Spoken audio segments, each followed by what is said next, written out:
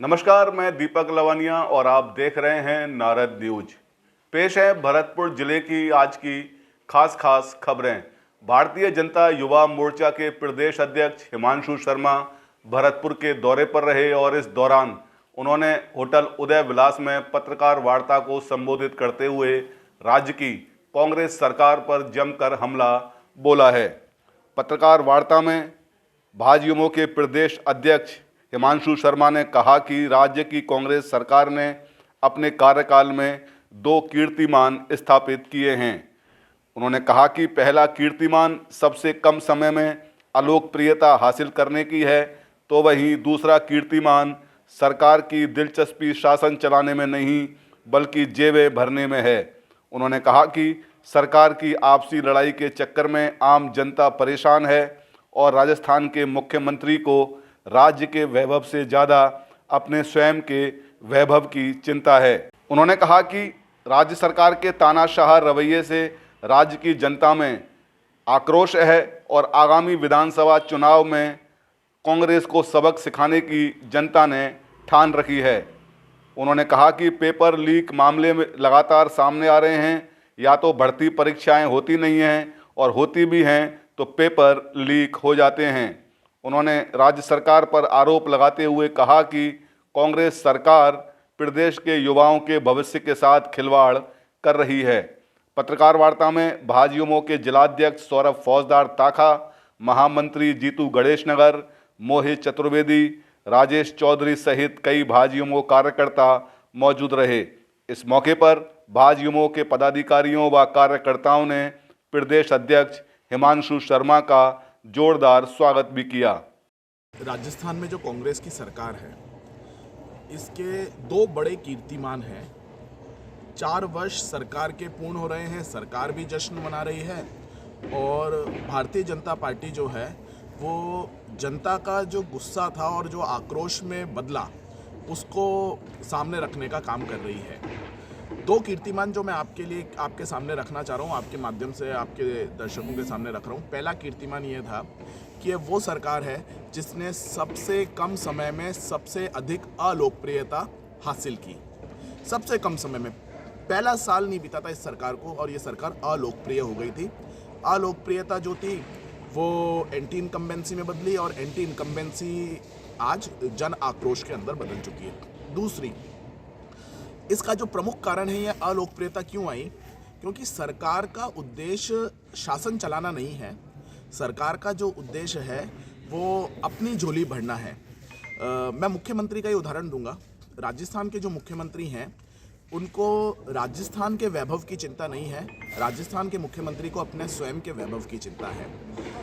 जन आक्रोश यात्रा जो है आप देखेंगे पूरे राजस्थान में बहुत प्रभावी ढंग से चली है।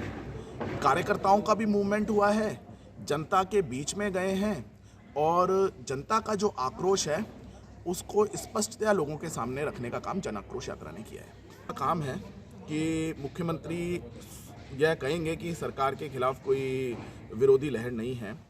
क्या मुख्यमंत्री से यह एक्सपेक्टेशन की जा सकती है, यह उम्मीद की जा सकती है कि वो कहेंगे कि नहीं मेरे विरुद्ध जन विरोधी लहर है? मुख्यमंत्री ऐसा नहीं कहेंगे, परंतु जो हमारे आसपास का वातावरण है उस आसपास के वातावरण का अगर स्पष्टता और निष्पक्षता से अगर मूल्यांकन होगा तो मुझे लगता है कोई भी एक आम व्यक्ति भी इस कंक्लूजन पे आएगा कि इस सरकार के खिलाफ जन विरोधी लहर है। मैं आपको कुछ कारण गिनाता हूँ। राजस्थान के अंदर क्राइम रेट जो है वो लगातार बढ़ा है और हम फर्स्ट नंबर पे रहे हैं। महिलाओं के खिलाफ अत्याचार लगातार बढ़ा है। पेपर लीक प्रकरण जो हैं वो आए दिन होते रहते हैं। भर्ती परीक्षाएं नहीं निकलती हैं, अगर निकलती हैं तो पेपर का आयोजन नहीं होता, पेपर का आयोजन होता है तो पेपर लीक हो जाता है।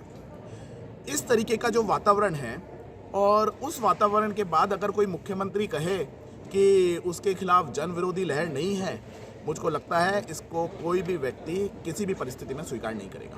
मुख्यमंत्री ने जब कांग्रेस पार्टी जब इन चुनावों में आई थी तो चुनाव में आने से पूर्व कांग्रेस पार्टी ने अपना एक घोषणा पत्र जारी किया था। उस घोषणा पत्र के माध्यम से इन्होंने युवाओं के लिए बहुत सारी घोषणा की, किसानों के लिए बहुत सारी घोषणा की।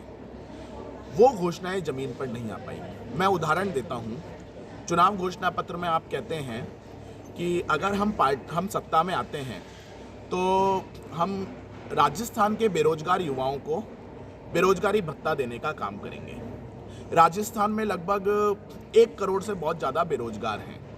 इन्होंने जब वो बेरोजगारी भत्ते के लिए नीति बनाई तो एक युवा संबल योजना की नीति बनाते हैं और उसके माध्यम से कहते हैं हम 2 लाख युवाओं को हम बेरोजगारी भत्ता देंगे।